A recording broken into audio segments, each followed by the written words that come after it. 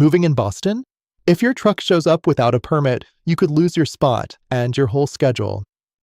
A Boston moving permit reserves curb space or a lane so your crew can load legally. It keeps traffic flowing, avoids tickets and towing, and gives you a clear window to work.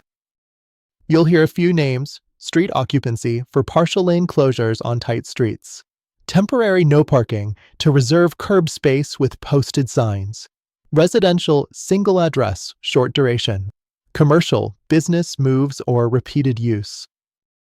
Permits define where the truck can stand, how long it can be there, and how you must post signs. They also help coordinate with building managers for docks or elevators.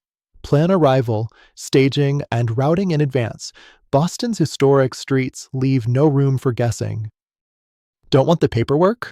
Better Life Moving can handle permits for you: application, signage, coordination with your building, and on-site verification rolled right into your moving plan.